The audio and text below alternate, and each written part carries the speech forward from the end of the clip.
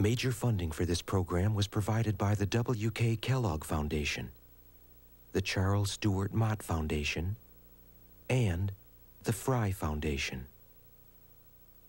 The quality of life that defines Michigan is deteriorating. When we talk about sprawl all across the country, and including in Maryland, what we should recognize is that government policies helped create sprawl. The rate of development of the state, of the land area of the state, is about 6 times the rate of the growth of our population.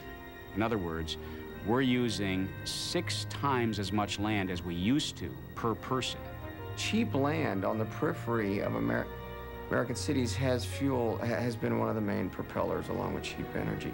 And you cannot say that growth is unsustainable the way that so many people say now. Growth is a terrible thing. Excuse me, if growth were unsustainable, if it always raised your tax base, this country would have shut its growth, about 1820. I think we are beginning to run up against the reality that there's not more of everything.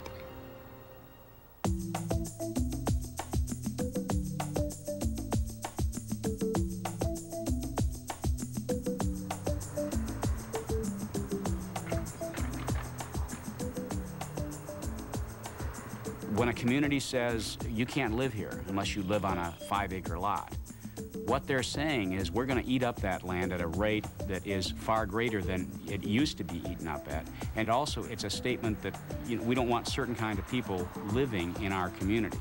It's not enough to get out of the central city if blacks can then follow you, and blacks would have followed if they could have. What you then need to do is close the door. And so you want to do that through fragmentation. You want to create your own little township, your own little city, and develop things like exclusionary zoning to make sure that these undesirables don't get in.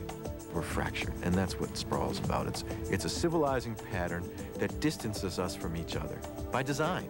And as a result, we as a nation have really become a nation of inward looking.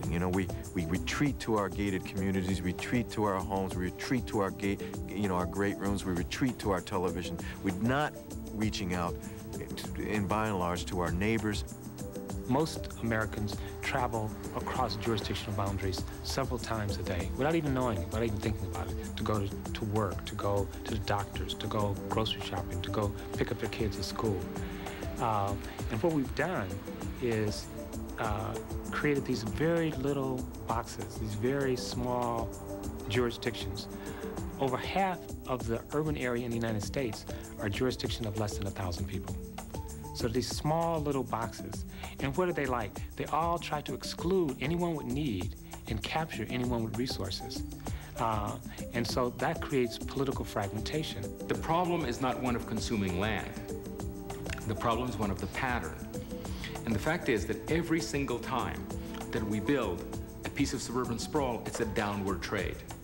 It's not an even trade. You lose a potato field, you lose a woods, you lose an orchard. In the old days, you lost that, but you got a village. That was an even trade. Something of value was lost, something of value was gained. Now, when you lose an orchard now, and you get a subdivision, forget it. That's a downward trade. To lose an orchard and get a shopping center, that's a downward trade.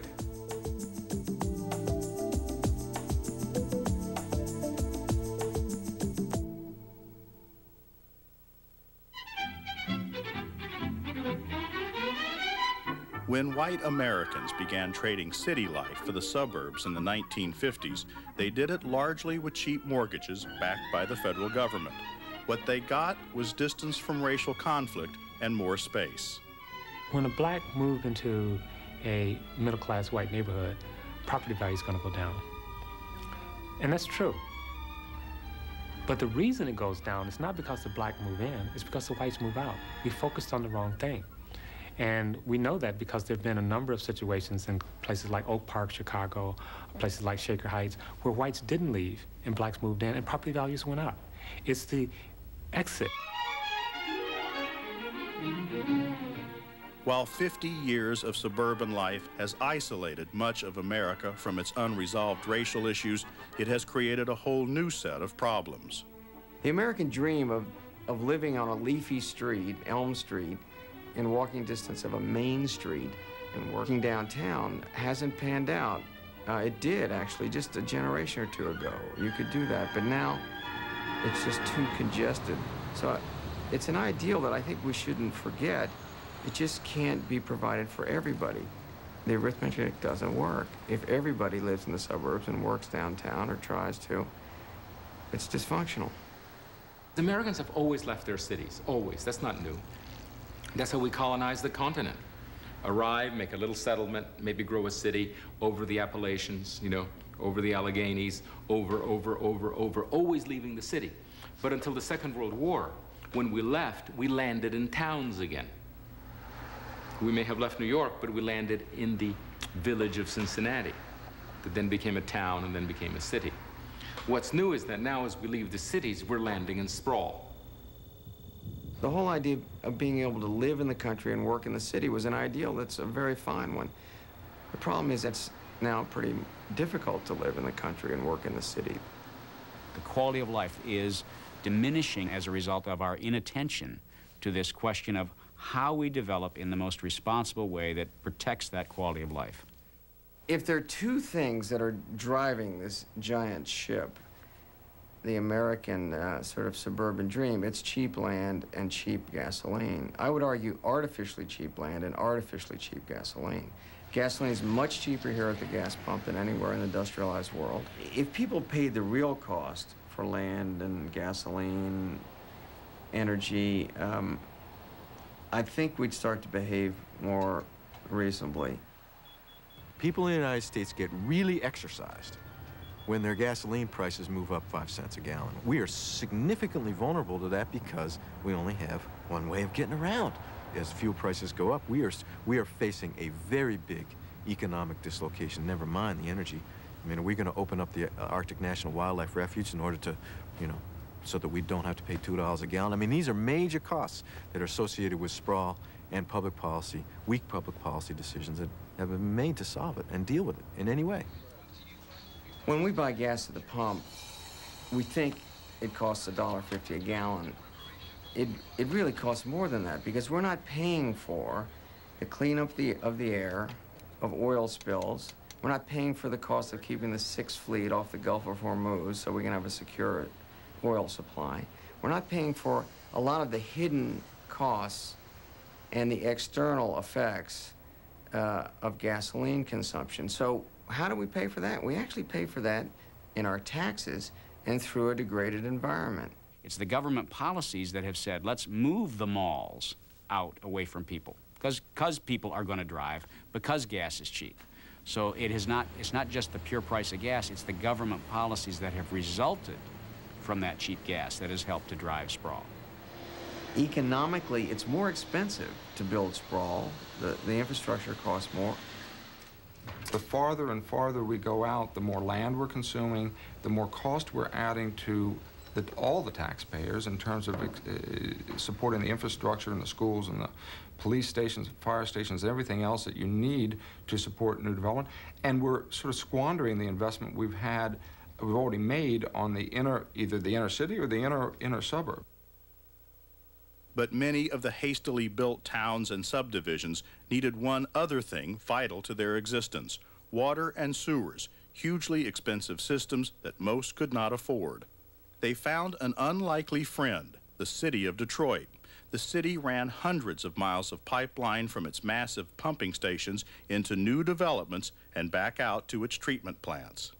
Historically, when the largest segments of our sewer and water system was being developed in the 1930s, 40s, 50s, and even into the early 60s, the concerns about urban sprawl and growth weren't very serious concerns. In the early 1950s, the city of Detroit was a city with close to 2 million people. Now we have a city with just a little more than half that population, as there's been flight from the city. By providing Detroit water to the suburbs, the city effectively began underwriting its own demise. The Detroit Water and Sewer Department has historically viewed itself as a utility provider, the same way Detroit Edison provides electrical services to its customers.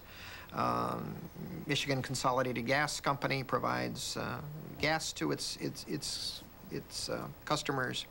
The Detroit Sewer and Water Department viewed itself as a utility. In the tremendous investment that we had in the post-war period in infrastructure, you know, the highways that were built and so forth, all they've done is we've made the country worse.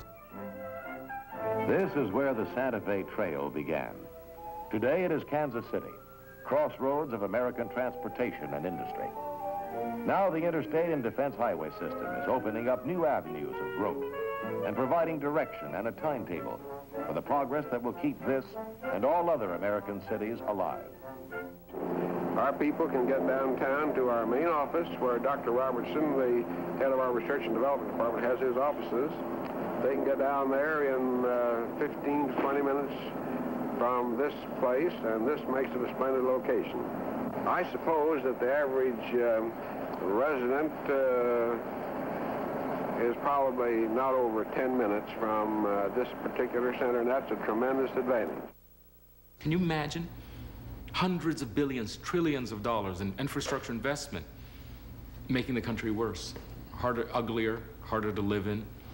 When actually before that time, every road was a parkway or a boulevard or an avenue, was an asset. It made the city more beautiful. It's tremendous what happened.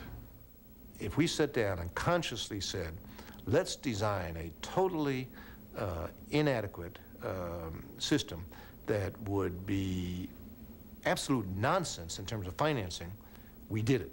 We did it. We designed a system where we pay for the infrastructure in the suburbs, and then we pay for the infrastructure in the outer suburbs, and then after we've drained all the resources out of the central cities, and indeed out of smaller communities as well, we say, oops, they got a problem there, and then we try to put hundreds of millions of dollars back to deal with social problems and underemployment and unemployment, and we say, what's wrong?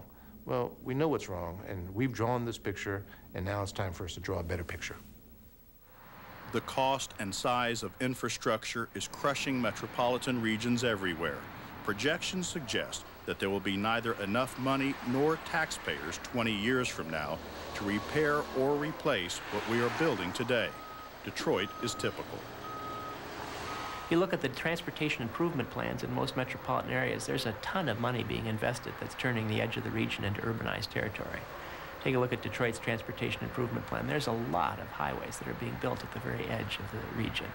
So, I mean, we're doing everything we can to facilitate more sprawl. You know, we're doing it at a breakneck pace.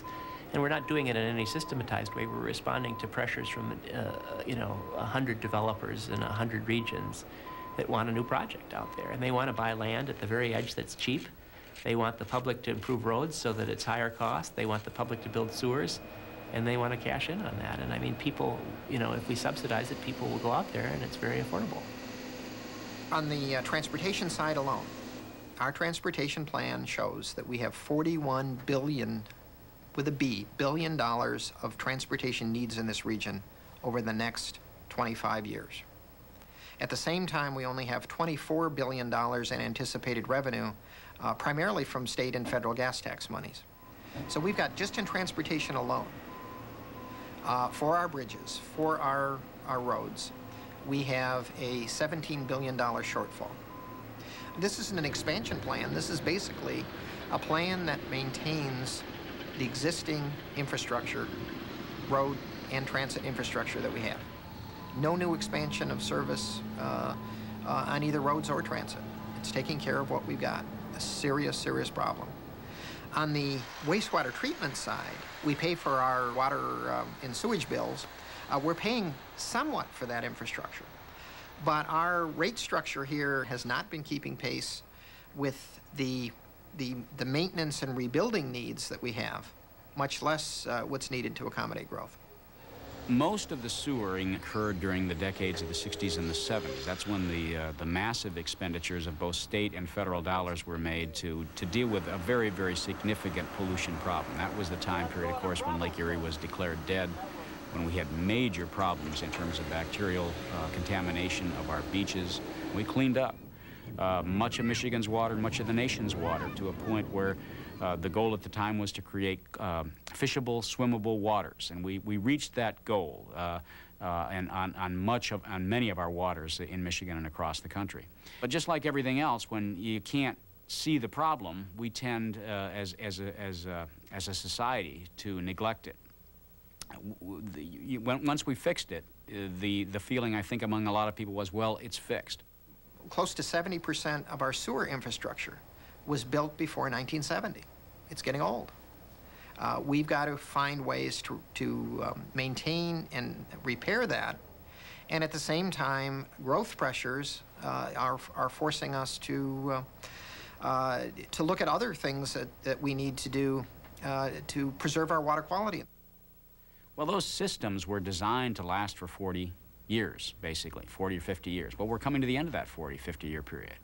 And it's only now that we're beginning to start noticing some of the significant problems. It's incredibly more expensive to serve a spread out population, whether you're talking about road. The more you spread out people, the more roads you got to have, the more traffic you have. The harder it is to deal with wastewater treatment, because in a confined area you can build a sewer system at a reasonable cost. The more you spread it out across the landscape, the more expensive it becomes. I don't think we think about the whole picture of this. And I think if we did and were forced to think about the whole picture of this together, I think we might make different decisions. While some towns built their own sewer systems, others went the less expensive route and allowed septic tanks and septic fields. After 50 years, many suburbs are now coming face to face with their own untreated waste.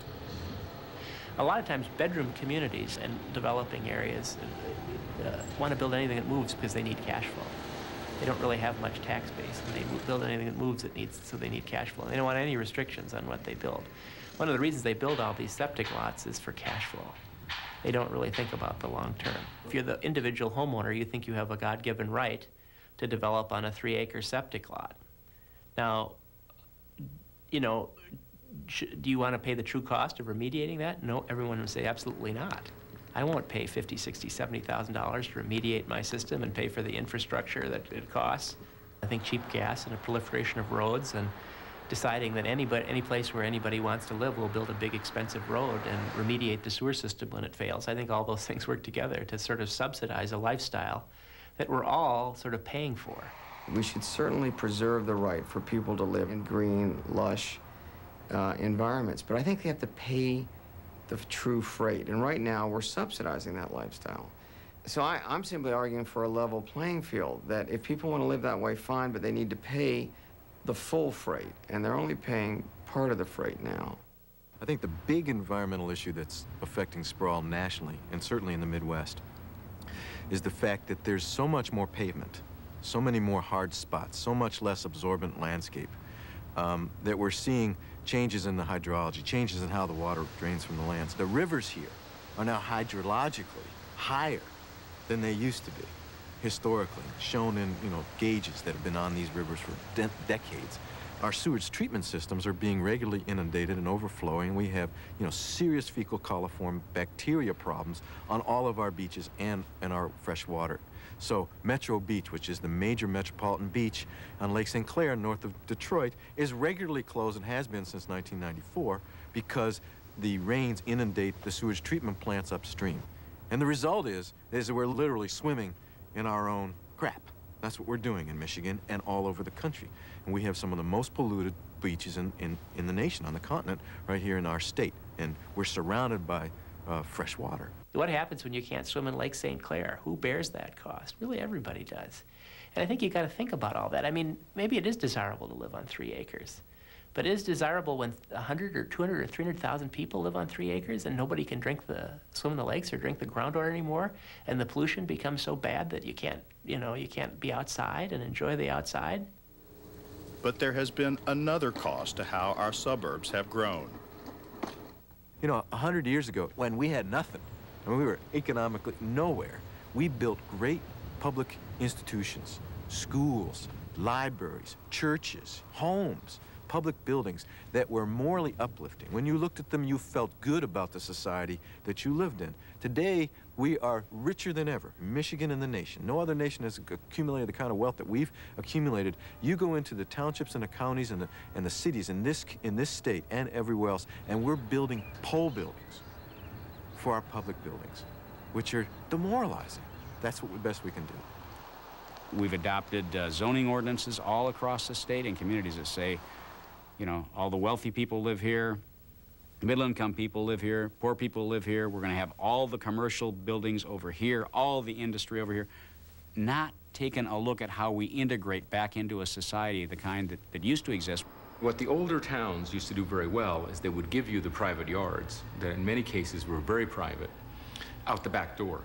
And out the front door, you had the street, which was actually a lively place and an extension of the living room. In fact, the houses, one can argue that the houses in places like Georgetown and Alexandria can be smaller because people spend a great deal of, more of their time outside. They're buying not only sheer quantity of interior space, but they're also purchasing the street life.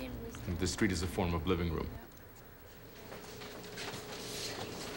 I think everything needs. Oh, yeah, I got them right. The interaction between people began to disappear because you didn't go to the corner grocery store anymore.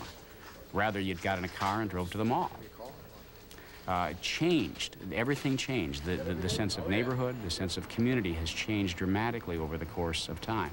Much of it driven by our love of the automobile. I think there's a clear connection between the communities, especially the new communities, most of which are new communities, and the school killings we've seen in this country over the last couple years. I mean, if you go Columbine and Oregon and Arkansas and Florida, you look at those communities, most of those communities are, upper income, mostly white, mostly new suburbs, new schools, and that's where the kids are getting killed.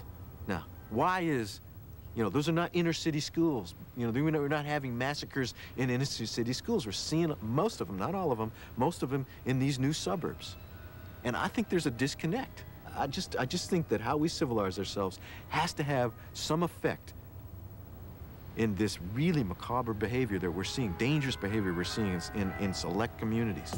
Now, to some extent, we're building communities that are designed where people can, move into their pods, their homes, their cars, and live lives that are very concentrated and focused on a very select group of people, their families, maybe a few friends, but not on the stranger.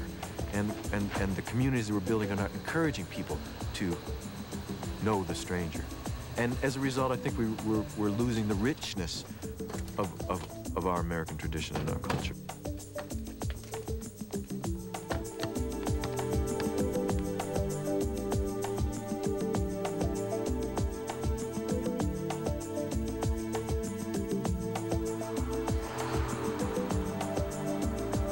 As the suburbs pushed further out, they ran up against America's struggling family farms. I'm Bruce Manny, and I live on Parker Road, just about 9 miles west of Ann Arbor. My family has farmed since the 1400s in Germany, and then they homesteaded in Oklahoma, and then later some of those people in my family moved to Texas and ranched at Commerce, Texas, until just recently, when we sold the ranch about 7 years ago, and I inherited part of that. So, with the exception of my father's generation, the Mannies have been farming since the 1400s, and in fact, there's a whole rural heritage that goes with this. The idea of living a simple life, of having honesty, of having a deal be a deal on a handshake. You don't need any paper to write out a contract. And this is the way it works out here, and this is the way we'd like to keep it, I was just determined to live a simple enough life where I could survive here, raise my family in this sort of setting. It's a lifestyle. Farming is a lifestyle that you choose to do because it's a lot of hard work involved in it and long hours and so forth. Michigan has lost farmland at an astonishing rate, almost 1 million acres in 20 years. Manny's neighbor, Stan Parker, also has a deep connection to agriculture. His family has been farming the same land since before Michigan became a state, more than 160 years ago. I've been here all my life, and my family, I guess, settled this land from the federal government when it was first developed around here in the 1800s, and we've been here quite a while. Development land is selling for quite high prices. Farmer can't afford to go out and buy any more land. What the prices are bringing for development rights, you can't afford that. So consequently, there's no more farmers in the area right now anyway. Well, it's been developed, a lot of building going on around here, houses and all that. Everything's been getting developed. And farmland's been getting eaten right up with it. I became aware that there were rapid changes taking place all around my farm. Houses popping up, sewer being brought out to within sight of my farm, talk about changing the zoning from agriculture to sort of low-density residential in Scioto Township. And all of these changes were like writing on the wall, hey, farming is phasing out. Parker and Manny saw that they would eventually face the same unhappy choice as thousands of farmers across America: sell to developers or go broke. There's no future in it, really. Families, young people that are in agricultural families see no future in it. They see their parents or their grandparents working themselves to the bone and not making any money, and they have as their chief economic asset their land. The other piece of it, I think, is the sense of loss. The competition for land on the suburban fringe. That is that people who are living there, have been living there for a while, feel an aesthetic, moral, heart-rending loss when, they turn around and the 400-acre field next to them is literally converted to some mega mall in a space of 90 days. I mean, people, they see this farmland, this beautiful farmland being developed for subdivisions or malls or whatever it's going to be, roads, and they feel that tug at their heart and their gut that, boy, this is terrible. But, how can you possibly put any onus on a farmer who's been struggling out there, works harder than anybody we know, and can't make a living off his resources? What is that person supposed to do? So it's tough. When we marry capital, money, and the construction technologies in our modern society, we can literally build a 200 or 400 acre mall in 90 days. From the first spadeful to the first, 10-inch, 10-box toilet paper coming out the door. In order to save 2 cents on toilet paper, we're just, paving over this landscape. And that sense of loss is a big piece of this. So farmland is worth $2,000, $2,500 an acre as farmland, and as development land, depending upon where it is, could be worth $20,000 an acre, $30,000 an acre. I mean, that's just an economic mismatch that any fool would take advantage of if they owned a lot of farmland. So the cheap land on the periphery of American cities has been one of the main propellers, along with cheap energy. You realize that land, people may complain about rising land costs in America, but it's dirt cheap, no pun intended, compared to Europe or Japan. In America, a developer can buy farmland and upzone it and make, in some cases, obscene profits by going directly from rural to residential development, essentially cul-de-sac subdivisions. In Europe, that's not the way it works. It's often the public sector that buys the land and upzones it and then resells it. And in fact, the money doesn't just go into the pockets of the developers, but it goes into the public treasury, which is then able to provide all sorts of other civic amenities.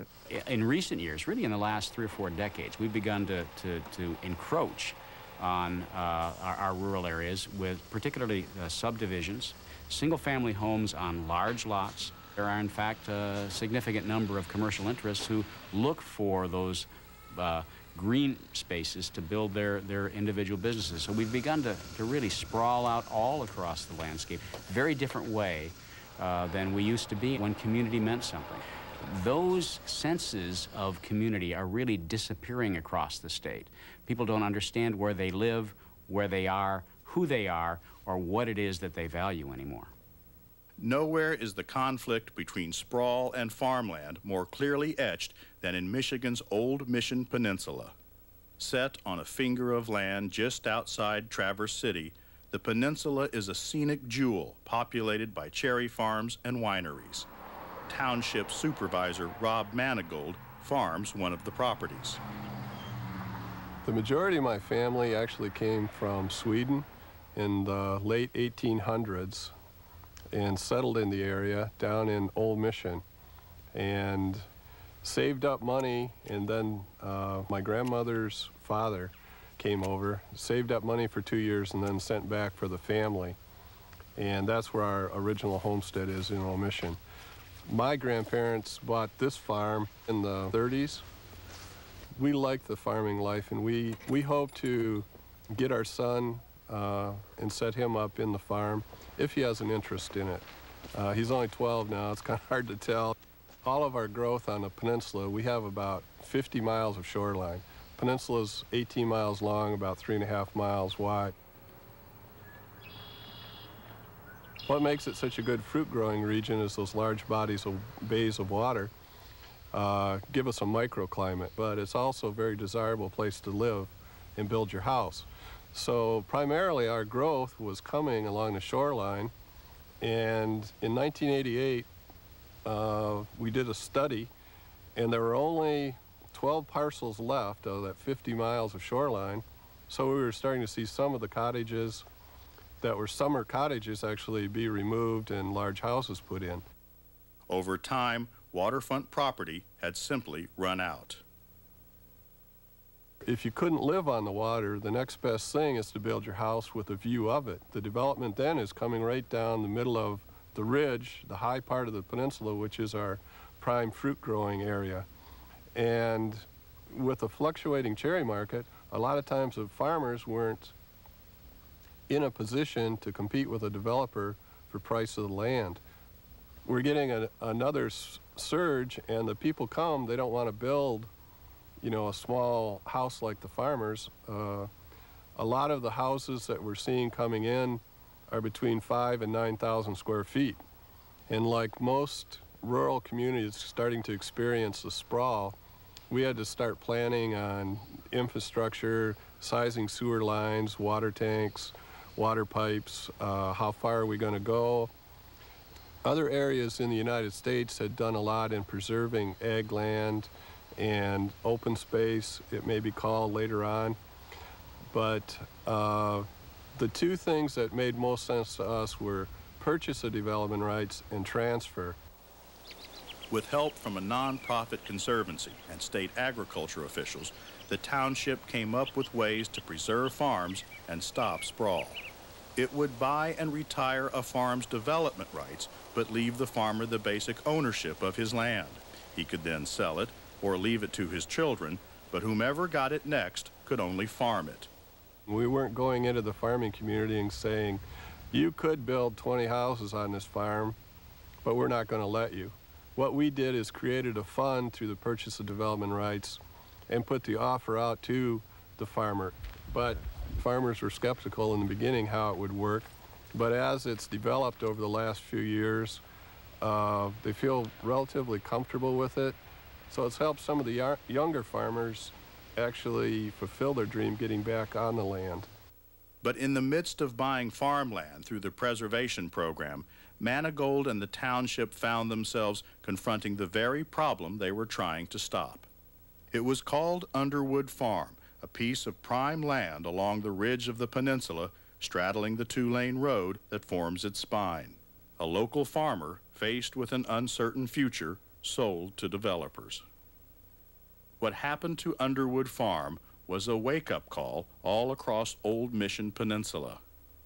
Farmers were quickly joined by longtime owners of waterfront properties who also wanted to protect what they had. I can't begrudge anyone doing something with their own land. And if somebody wants to stop them, they can buy it and stop it. I enjoy seeing nice houses, and if somebody can do it, I say more power to them. I don't want to do it here on our farm, so I don't know. I'm just torn between the two. Today, most of Old Mission Peninsula is held in trust and cannot be developed, but it is one of only a few such efforts in Michigan. And it's sort of a pride in knowing, for instance, this farm is, the development rights are gone on this farm. And as you can look around to the adjacent farms, they're all under conservation easement also. So basically what you see, you could come back to this location in 100 or 200 years and it's going to look the same. While farmland preservation programs have been used successfully in Pennsylvania, Maryland, and other states, they are still relatively new in Michigan. As Sproul headed toward their land just west of Ann Arbor, Manny and Parker asked the state of Michigan to buy their development rights. These adjoining blocks of farmland create an instant greenbelt in the middle of a rolling wave of concrete and parking lots. And I said, wait a minute, why should farming phase out? It's been a very important component of the economy of this region, in our county, for example, ever since the beginning. Why should it go by the wayside? And it gives me a lot of deep satisfaction to know that this land is going to be here, this productive farmland is going to be producing crops in perpetuity. And so I don't see why it should fade away. I think we can just nurture it and protect it, as the Purchase of Development Rights program does, and it will pay its own way. And we'll all be glad we did it, because we won't have the tremendous expense of having infrastructure, sewer, water, and so forth, extending way out into rural areas where, you know, there's no need for it, really. But purchasing a farmer's property is expensive, and not everyone believes it will work. I think it's an improvement, you know, over the status quo, certainly, and I think it's a worthwhile thing, but the long term, the notion of buying the land, I don't think there's enough money to buy all the land that needs to be protected. Oregon land use law has saved more land, all of the land trusts and all of the public buying in the history of the country has. And every year it saves way more land than all of the buying. A large foundation in California recently granted $165 million to buy land, and they bought a nice medium-sized park reserve out of this in the city, you know, several hundred, maybe 1,000 acres or something like that. Well, the Oregon land use law doesn't cost anything, and it saves, you know, multiples of that, 10 times that much every year in terms of what would happen if there weren't development.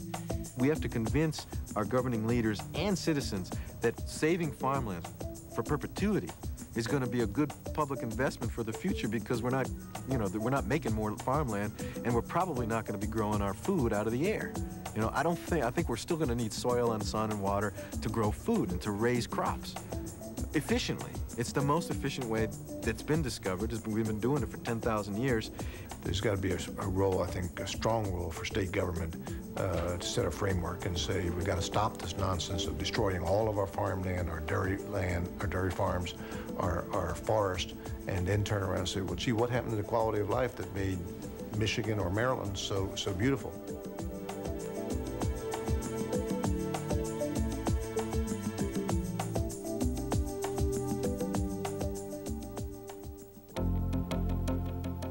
The West Coast and Oregon have long been considered leaders in land use planning, but the most recent efforts have come from the East Coast.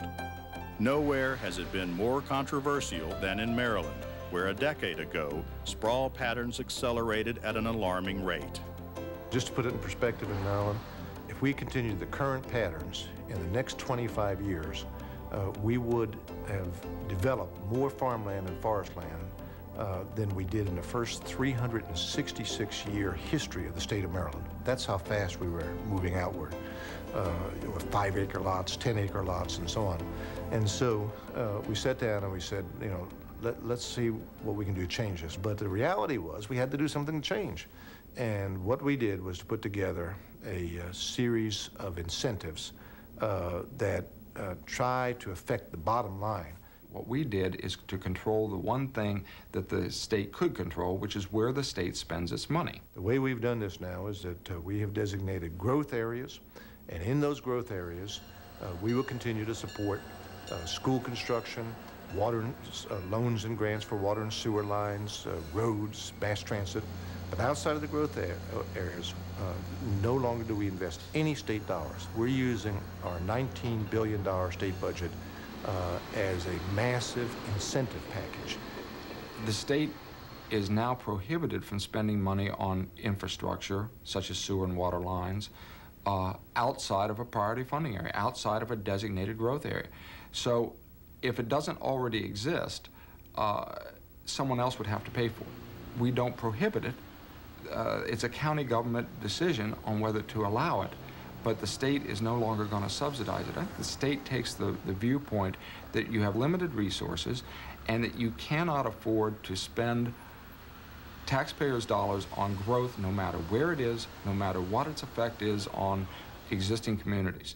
And we can't afford to waste the investment we've already made in many of the older communities in terms of infrastructure. One reason Maryland was able to reform its land use habits was its simplified form of government. We only have 23 counties, and they are blessed with most of the land use authority in the state. I contrast that with the Commonwealth of Pennsylvania, which has 2,600, something like that, different units of government. Likewise, Michigan concentrates the same power in more than 1,200 townships. Townships are a 212-year-old anachronism that are going to keep functioning because people like them. One aspect of sprawl that people need to come to grips with and understand is this multiplicity of government, creating little fiefdoms, little bastions of this and that oftentimes don't want to work together. Sprawl has not gotten the attention from Michigan's governor and the state legislature that Logie would like. But they haven't touched the issue of sprawl. And they haven't touched it because it's a bogeyman to a lot of people, and a lot of people that live in townships. They seem deathly afraid that something bad is going to happen. They also are very property rights oriented. If they want in their township that the only thing that can be built are great big mansions on 10-acre pieces of property, then that's the way they want it. And they will resist to the core anybody coming in and telling them, you know, that's really not good land use planning. You know, everybody says planning's horrible. You know, planning is communistic. How do you think Rockefeller got rich? He planned it. You know, how does somebody retire with some money? They plan it. That's what we're talking about, is getting in front of these trends, not letting them get in front of you. Growth is good, but it ought to be planned. You ought to plan your growth, just like you plan your retirement. When we talk about sprawl all across the country, and including in Maryland, what we should recognize is that government policies helped create sprawl. People don't think about this, but government policies help create sprawl. Maryland's population has gone from 4 to 5 million in 30 years. It's going to go to 6 million in 20 years. We've got another million people, and we're going to have to put them somewhere. And smart growth at its core is really a matter of trying to plan better for where those people are going to live and work. And if you are going to target a lot of that new growth to our existing communities, by definition, it means that there are going to be some higher densities in those areas. The old saw of a new program is there are two things people don't like. One is sprawl, and the other is high density. And the reality is, to avoid sprawl, you're going to have some higher densities. One of the major incentives for growth is obviously schools. You talk to a young family any place, and they'll talk about several things. How safe is the community? But for a young family, it's particularly about schools. Where is the best school? I've got young children, or I'm going to have children. Where are we going to live? And in the past, what has generally meant is that the best and newest school is out there in the suburbs someplace because it was built recently to accommodate this new sprawl outward. Before the smart growth policy was in place, 34% of our school construction money went into existing communities. The rest went to accommodate sprawl and growth. Today, 86% of our school construction money goes into existing communities, and only 14% is out there to still accommodate some of the sprawl. We're seeing changes right now. We're seeing changes in patterns where people are moving, where people are building, where people are investing as a result of this. Literally, what we want to say to a young family is, you don't have to move way out there. The very best, the very modern school is in fact right here. We're going to have to create opportunities for these children to filter out of the core city school system and into other ones. And that means housing patterns have to be changed. In Montgomery County, they have moved that population out into the wider regions of the county. And what that has done is not what all the naysayers say. They say, oh my gosh, if these kids come out into our schools, the quality of our education will go down and our kids will suffer. Doesn't work that way. It's a rising tide raises all boats. The kids from the inner city get into those schools, they do just fine. They play catch up. They aren't the brightest except on occasion, but they don't hold anybody back. And we've got to start to develop some land use patterns. If we don't do that, if we do not create those kind of housing and educational opportunities, then we will be creating ghettos and ghetto schools. But if we're going to attack this problem of schools, then I think it's going to need a state solution, and we're going to need some statesmanship at the state level. Grand Rapids and its Metropolitan Council of Governments are the first in Michigan to address education and other issues on a regional basis. Grand Rapids has very progressive leadership in the city. It's, beginning to convene the metropolitan mayors to talk about these issues. They're planning together with some infrastructure issues. They're beginning to share a little bit of resources across the communities of the region. They're beginning to come together and focus on this. They've got really fine municipal leadership. And I favor incentives rather than clubs over the head that create positive incentives to get people to move in what the society deems, what our elected officials deem, in socially desirable ways to make sure that these educational opportunities are going to occur. Grand Rapids has also taken a regional approach to water and sewers. Individual towns used to have multiple water delivery and sewage treatment systems. Now they are consolidated under a Metro Council plan. The city has created a whole new paradigm for delivering water and sewer services. Now we have a brand new water and sewer system with an urban or utility advisory board and the first urban growth boundary in the state of Michigan. We call it an urban utility boundary, but it attacks sprawl head on, because what all of the participating units of government have decided to do is in fact commit themselves to close-in development first on a formula basis before you can develop beyond the boundary. And Grand Rapids has begun to move toward a more effective regional mass transit system. We have a new interurban transit partnership. In fact, that's what it's called, ITP, among the 6 cities. A lot of those second shift jobs that we can now fill with people from the inner city who don't have cars are in the suburbs. The jobs are out in plants around the fringe that we have to get to across municipal boundaries. But now with this new cooperative 6-city partnership, that's why it's called the Interurban Transit Partnership, we can move those people. And we move those people, minority, majority people, whatever, out into these regions. Detroit is the largest metropolitan region in the country that doesn't have a light rail, surface rail. And there's no other alternative. You can use bus lines that don't work too well, or you get in a car. So Detroit, which hasn't grown at all in population, now has the 6th worst traffic congestion in the country. And the reason that is families are running fleets of vehicles. We need to very carefully look in this region at how we handle our transportation, and I use the broader term transportation needs. How do we get people, all of us, to where we need to go, to our jobs, to entertainment, to shopping, to our health care? That's an increasingly serious problem in this region. In the city of Detroit, you've got 1/3 of the people without automobiles. We've got to have a better transit system. We are currently among the most underfunded areas for public transportation. In Southeast Michigan, we contribute about $21 per capita to operate our transit system. In San Francisco, it's $139, 7 times more than we're willing to pay here. Houston, it's not looked at as a public transit mecca. They're paying $100, 5 times as much as we are, to support a public transit system. We need to come up with that money here locally. Currently in our transportation plan, we have $6 billion that we're going to spend in the next 25 years on public transit.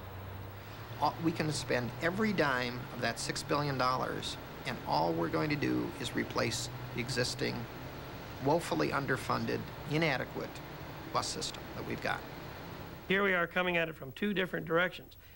The core cities want planned development. They want density filled in close to the core and then build out from that. And the Farm Bureau wants to preserve open space and farm acreage. That's the same goal. So that, interestingly enough, the picture looks remarkably the same through the telescope from either end. It meets somewhere in the middle about balanced planned growth. Normally, people who live downtown, who are often minority, feel they have nothing in common with third-ring suburbs. But in fact, they do. They're both beleaguered financially. They both suffer from a lack of tax base. When you take all the population in the center city, the first ring suburbs, which are quite poor now, and the third ring suburbs, which can't afford to build all the new infrastructure that's required, you have a numerical majority in the state legislature. They can outvote the second ring suburbs, the Oakland County in our case, which has within it so much of the wealth and political clout.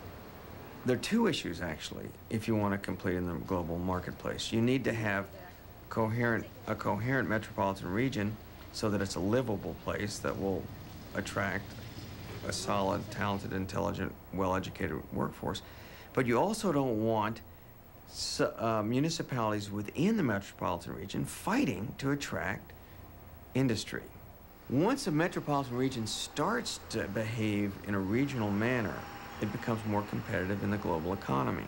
The global economy is increasingly about regional city-state economies. It's not about the national economy of France, the United States, and Japan. It's about Paris, Atlanta, and Osaka. I mean, it's the city that is the economic engine now. The whole city, not just the inner city, the metropolitan region. Those are the units that compete in the global market. So unless we sort of reform the market, not give it up, but reform it so that it makes us behave more reasonably and get a handle on sprawl, I think we probably will spin out of control and will be bypassed by other societies that have done a better job at this, just like all the other great societies in history have been ultimately bypassed. So I think as people kind of look at, really look at what we're doing to ourselves and how we're performing, they're going to see that there are values that we've left as a nation that we need to return to about how we design our communities, the choices we make.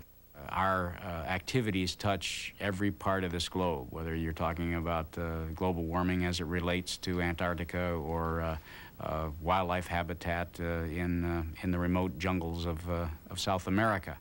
Our human activities are encroaching and affecting everything that goes on this planet. That means, to a large extent, that human beings, I think, have to accept the responsibility for a new kind of stewardship of the planet, and that includes the land. We're not going to change everything overnight. It's not, you can't pass a law or a program and say, wham, sprawl has stopped, and now we're looking at the golden age of cities and the smaller communities.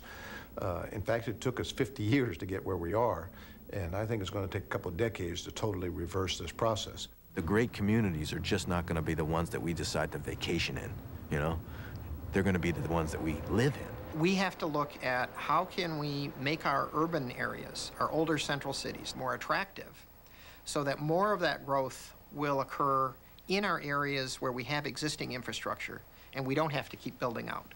And if we do not learn to think regionally and then act cooperatively, the quality of life that I have enjoyed for my now 61 years is not going to be there for my children and grandchildren. It doesn't do any good at all for any of us to have the core of political body just to decay and rot, just like it wouldn't do for the core of our own body to decay and rot. And you may be a prosperous suburb, but if the central city starts to fall apart, as many of them have over the years, you're going to have huge problems. It's interesting. The civil rights movement was essentially about getting access to opportunity, being part of America in real terms. What this fragmentation has done is really isolate people from opportunity. And we are more segregated jurisdictionally today than we were in 1950. Where we're headed now is two societies. One is going to be cities that are abandoned and just human residue left there, or very wealthy people living in enclaves, and the other is going to be a series of gated communities, and we're going to lose the essence of what has made this country so great. I look for that vision where we really come together. It'll take a couple of decades, but we can do it. And if we have that vision in front of us, I think we can make a tremendous difference in our development, our growth patterns, and more importantly, protect our resources so that our children and their children can enjoy the same quality of life or even better than we do. And that's an important part of this, is changing the rules of the game. So, Martin Luther King struggled for support from places like the Taconic Foundation, the Ford Foundation. They helped him. He changed the rules of the game, just like Republican Governor Tom McCall changed the rules of the game. And those things we've seen, we've seen powerful effects on our society. We've seen a new, in many ways, Martin Luther King's legacy has been a strong black middle class that's beginning to appear in many metropolitan areas, a system and structure, openness to opportunity that's made a huge difference. And it was work that was not completed, but it was started in an important way. Look at the economic growth of the people that have begun to change the rules of the game. Look at the economic growth of Portland or Seattle or San Francisco or even the Twin Cities where I'm from, which is terribly cold and has an uncompetitive tax structure in lots of ways. We're prospering, and it's because we've begun to work on changing the rules of the game, and the market and everyone has given us a benefit by it. The places that aren't trying to change the rules of the game are suffering in every way for their insistence on a 19th century model to deal with 21st century economy.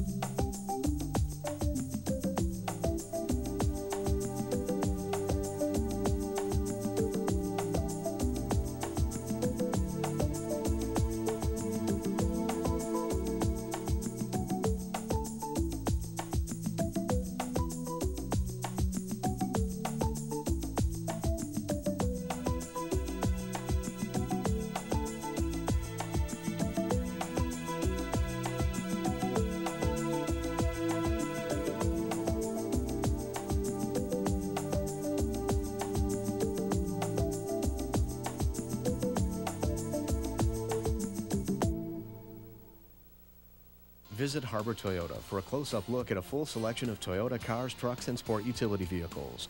Harbor Toyota holds the keys to quality and service and a memorable car buying experience here in West Michigan.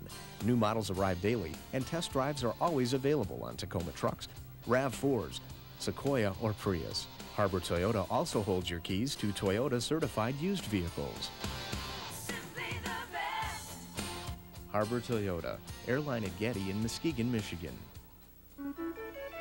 Confused about the cosmos? Can't tell a planet from a star?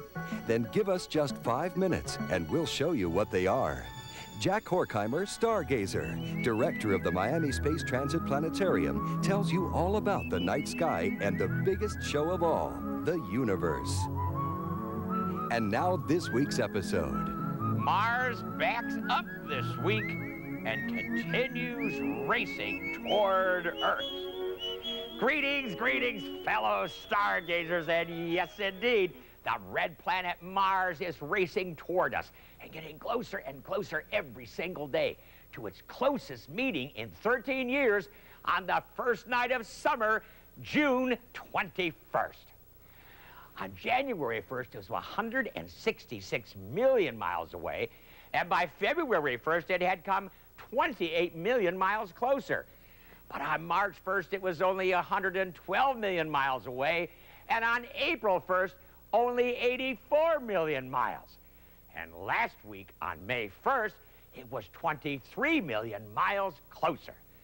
But from May 1st to June 1st, it will not only come 16 million miles closer, but will also actually double in brightness. And you can watch it night after night.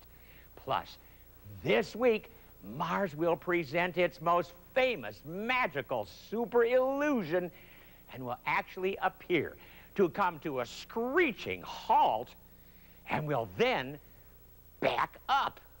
Let me show you.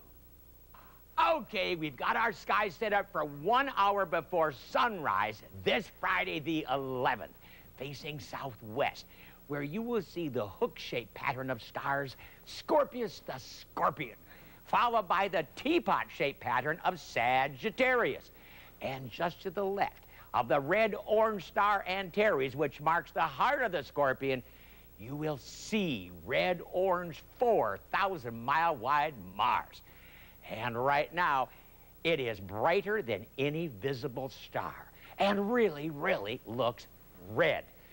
But if you go out the next morning, Saturday the 12th, And if you had instruments that could measure Mars' motion against the background of stars very precisely, you would see that Mars, instead of going its normal eastward motion, is now going slightly westward. In fact, it looks as if it is backing up, a phenomenon called retrograde motion, which I explained a few weeks ago, and which is further explained on our website, www.jackstargazer.com.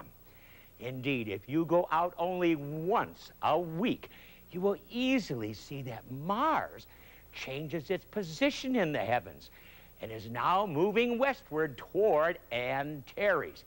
And it will move westward night after night, week after week, until it once again becomes stationary on July 19th, after which it will once again resume its forward eastward motion.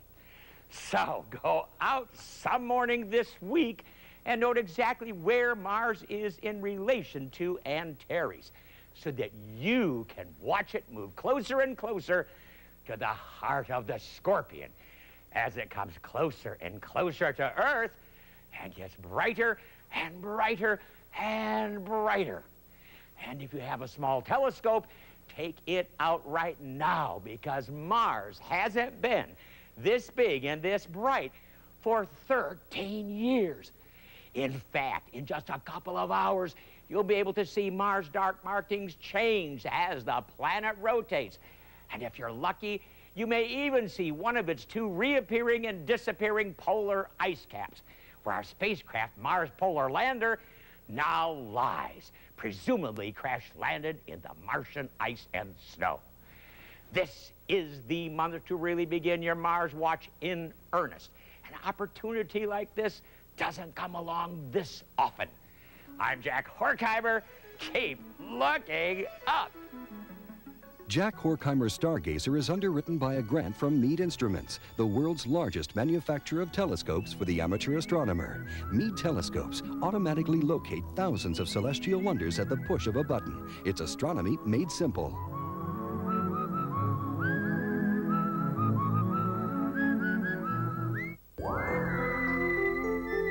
PBS is a laboratory of ideas. It's the laboratory of my imagination, and it expands my soul, my heart, my mind. PBS is part of my family. And now that I'm retired, I'm a volunteer there. I love going behind the scenes and helping out. I want public television to bring to my children and grandchildren the things that I treasure. And if I can help those children open their eyes and see the possibilities, value education, value truth, I've done more than I ever dreamed. I think I've made myself just a teeny bit immortal by giving this gift. It's my legacy to my children, my grandchildren, and to every child in every community. It's so wonderful to feel that what you've done is going to mean something for a number of years. It's really a wonderful feeling.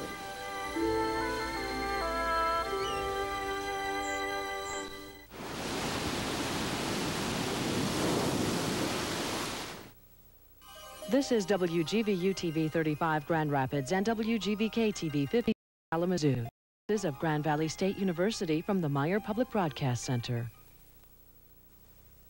My name is Tommy Toon, and I'm a big fan of entertainment. I guess it's existed as long as people have gathered together to take time out from their everyday lives. All it requires is an audience and, well, maybe some talent. Today, there's entertainment on every side to suit every taste. With so many stars, one can hardly keep track. Imagine then a time when for more than 5 years, one small girl could grip the attention of an entire movie-going world, could be adored by the high and the mighty and by millions of ordinary folk. Because of her, Tens of thousands of kids, including yours truly, were sent to tap classes. It happened in Hollywood, and it happened not so long ago. We thought that love was over, that we were really through. I said I did love him, that we began anew. It was a matter of being the right person for a very special time. And yet, it was much more. Before and since, there was never anyone else quite like her. She was the child star loved by an entire world. Her name was Shirley Temple.